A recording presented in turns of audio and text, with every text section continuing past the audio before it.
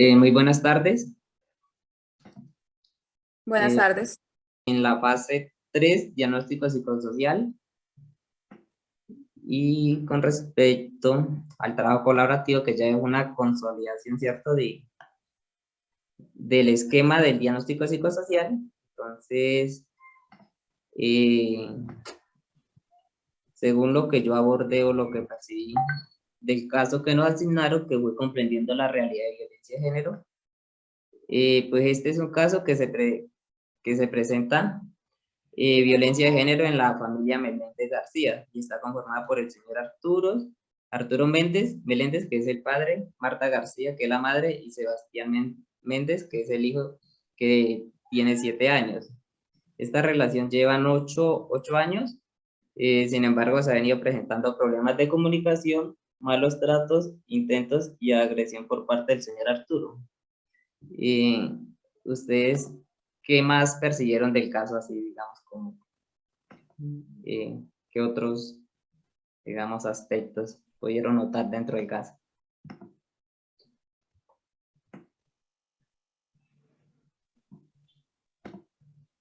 Yo sé. Compañera Ángela, ¿quieres empezar?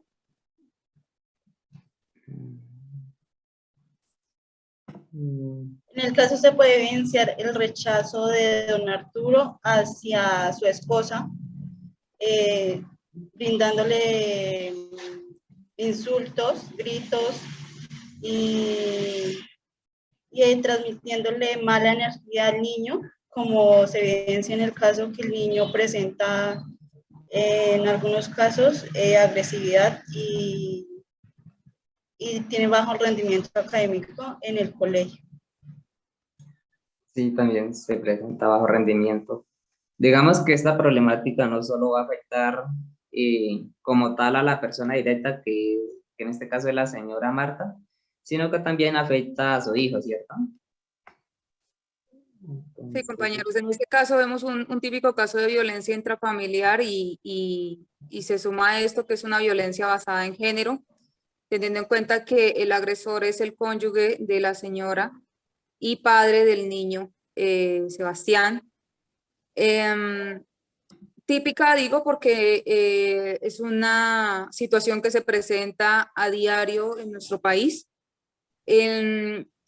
Está, digamos que, impulsada por el tema cultural de que los hombres, especialmente en el campo, que es digamos que el contexto donde se está presentando, especialmente en el campo, todavía quedan arraigadas estos pensamientos de que el hombre es el propietario de su esposa, como si fuera una propiedad, y por lo tanto entonces no se tiene en cuenta ni sus pensamientos ni sus opiniones, sino solamente lo que él diga, mande y piense.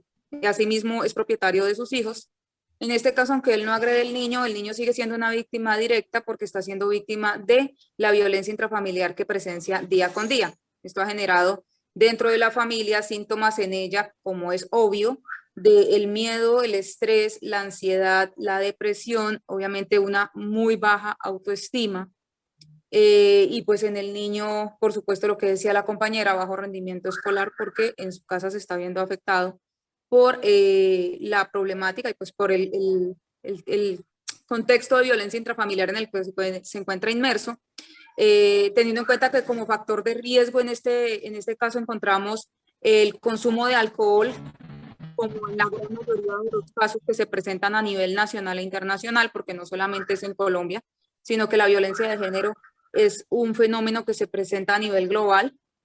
Y el concurso de sustancias psicoactivas, en este caso el alcohol, está presente en la gran mayoría de las agresiones, el cual a su vez, como está normalizado el consumo de alcohol, entonces tiende a presentarse que las mujeres o el contexto en el que se desenvuelve, por ejemplo, los vecinos o incluso las mismas familias de las víctimas, ay no, perdónelo, él estaba borracho, o los mismos agresores cuando se quieren disculpar o cuando quieren, sí, disculparse o hacerse ver como inocentes. No, pues es que yo estaba borracho, yo no tuve la culpa.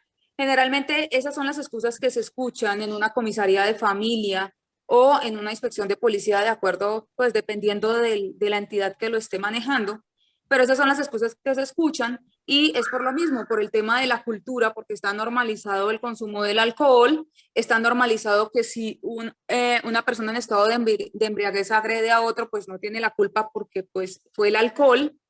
Y además está normalizado que la violencia intrafamiliar no se considera violencia porque el esposo es dueño de su esposa y de su hijo como si fueran, nuevamente, como si fuesen su propiedad. Sí, compañera. Eso podemos reflejar dentro del caso. Pues también otro aspecto, digamos, de identificación de la problemática es que estas problemáticas pues afectan a la persona, digamos, de manera física, psicológica y verbal. Dentro de lo psicológico, pues las personas por lo general tienden a sufrir estrés, ansiedad, problemas de ánimos, digamos, en esto pues eh, sí, se sienten deprimidas, se sienten abrumadas, como que no le topan ya como ese sentido a la vida. No me dejes escribir. Y entonces, ya como hemos visto, hemos identificado entre la problemática muchos aspectos. También la compañía pues nos habló algo de antecedentes que vienen también tocó algo de alcohol, tocó también de cultura, que ya es una problemática prácticamente que viene trascendiendo sí, una cultura donde el hombre siempre es el que predomina, digamos, hacia el otro género. Como contexto, esta problemática se relaciona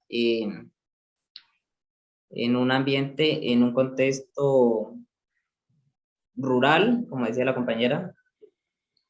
Y compañera, en cuanto a los actores, ¿cuáles fueron los actores que viste dentro del caso?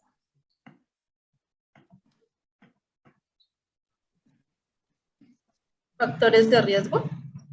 Los actores son las personas, no los Ok, actores del caso. entendí. Factores de riesgo. Entendí factores. Los actores principales fueron afectados directamente fue Marta y Sebastián. Marta, la esposa de Arturo, y Sebastián, el hijo perdón, de Arturo o Antonio. No sé. Don Arturo, ¿era así? Sí, don Arturo, Marta y Sebastián. Eso. Y el agresor principal fue don Arturo. Bueno, como les diciendo, la ubicación geográfica de esta problemática surge en una zona rural del departamento de Cundinamarca. Pues no nos especifica en sí el caso una descripción muy detallada de la parte geográfica. Como datos socioeconómicos, ¿ustedes qué percibieron? En este caso, digamos que el contexto socioeconómico es un contexto de una familia rural, agravada la situación porque la señora obviamente se encuentra desempleada, lo que genera una tensión en el hogar porque el único proveedor económico pues es el cónyuge, y con digamos que los arraigos culturales o los constructos que él ya trae desde su crianza, pues él lo que va a hacer es culpar a su esposa porque no tiene trabajo, además que se considera culturalmente en Colombia, bueno, también a nivel global, que el trabajo de ama de casa no es un trabajo. Entonces, quien se queda en la casa cuidando de sus hijos, haciendo la comida y arreglando el hogar, no trabaja. Entonces, se considera que el ama de casa no hace nada.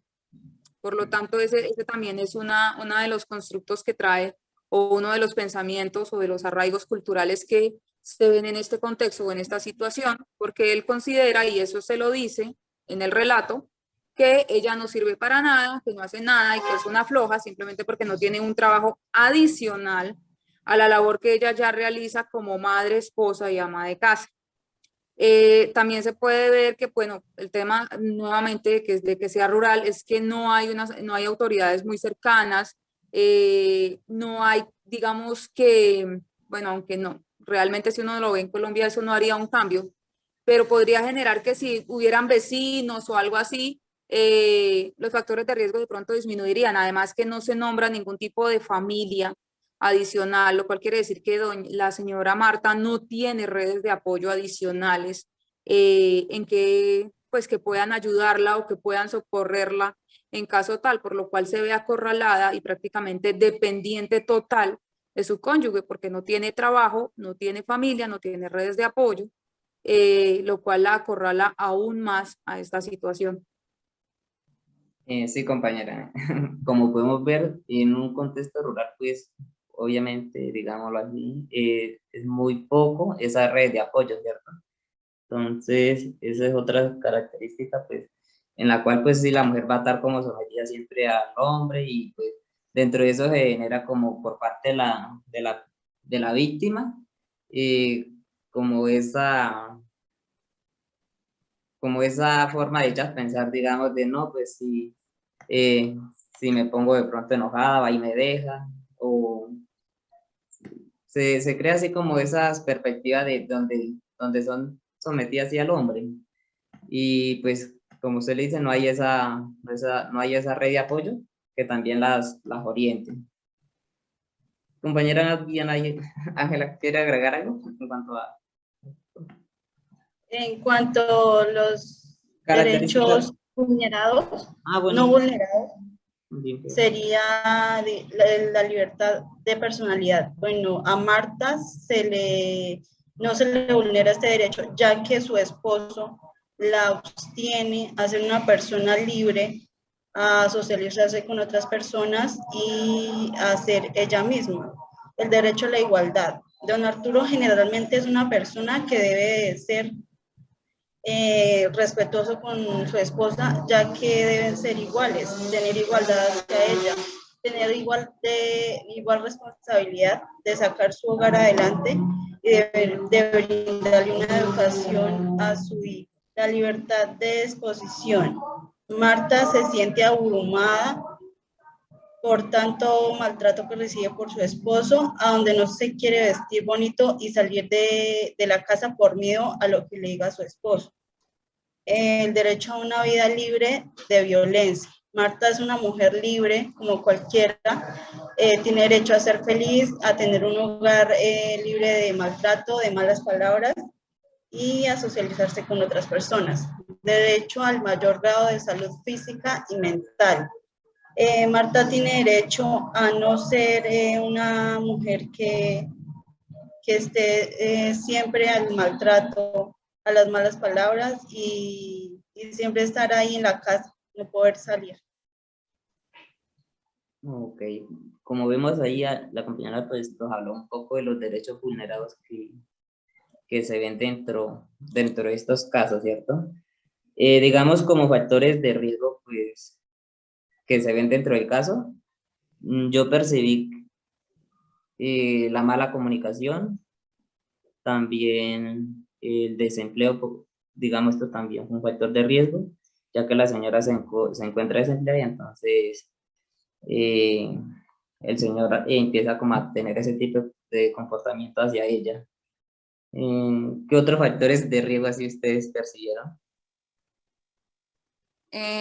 Bueno, dentro de los factores de riesgo que creo que ya me había adelantado y los había nombrado, que está pues obviamente el consumo de alcohol es uno de los principales factores de riesgo, el desempleo de la señora Marta que la convierte en dependiente económica de su cónyuge, eh, obviamente sí, lo que decía Ángela, la pobre comunicación que existe dentro de la pareja e incluso con su propio hijo, la ausencia de red de apoyo, la justificación de la violencia por parte del señor, pues sí, del cónyuge e incluso de pues, sus propios vecinos, podría decirse, porque es algo que está culturalmente en algunos sectores de la sociedad está aún aceptado. Además que otro factor de riesgo podría ser el contexto rural.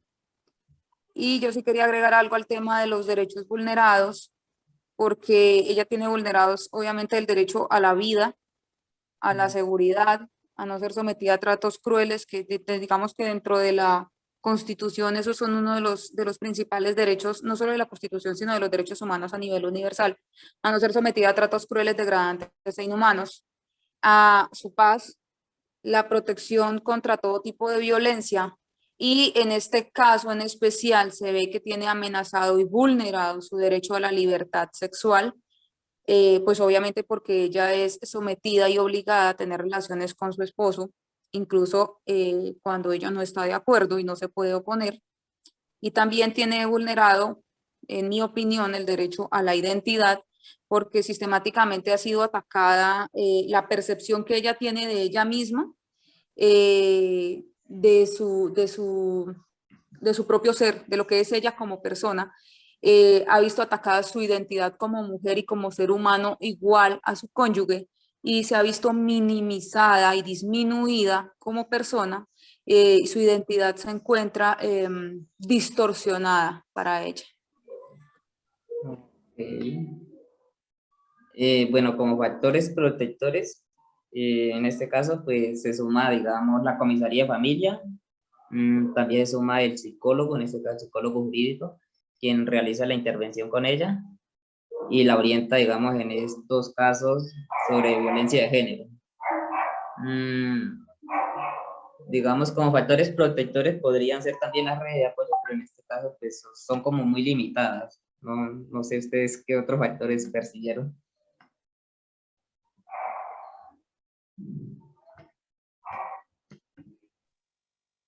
Factores de riesgo. Como factor protector, yo identifico solamente que ella haya tomado la decisión de pedir ayuda.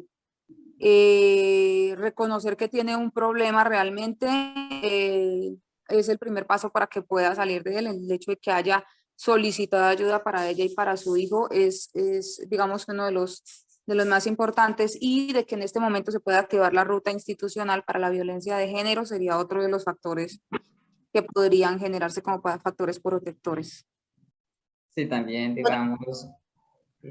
Otros factores protectores, la comisaría de familia, ya que Marta se dirigió a la comisaría de familia para comentar su caso, la psicóloga jurídica, la fiscalía, la institución de medicina legal y ciencias forenses. Sí, también esas. Bueno, como consecuencia, pues si no se trata, digamos, este tipo de problemas, pues lleva a consecuencias a la persona afectada, en este caso a Marta, problemas psicológicos, problemas físicos también, problemáticas de mala convivencia, en fin, son muchos los problemas que pueden surgir si no se llegara a tratar este caso, ¿cierto? ¿Qué, qué más consecuencias ustedes percibirían dentro del caso? Las consecuencias de la violencia intrafamiliar dentro de la familia para la persona que está siendo agredida directamente, en este caso es la cónyuge, aparte de las físicas que son obvias, las psicológicas como la depresión, la baja autoestima, el riesgo de suicidio.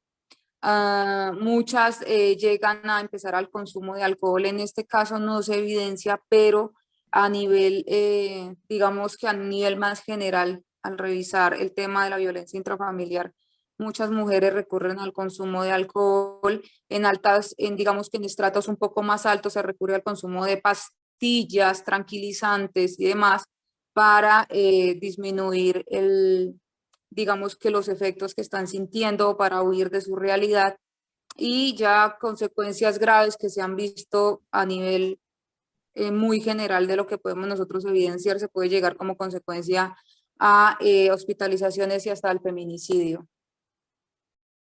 Como también podemos ver, este tipo de problemas, pues trae como consecuencia no solo a la persona directa, sino también a la persona indirecta, que en este caso es su hijo Sebastián, que también le genera varios problemas, como veníamos diciendo, tiene problemas de agresividad, presenta problemas de rendimiento académico, puede presentar problemas de relaciones interpersonales, digámoslo, ya sea en el colegio.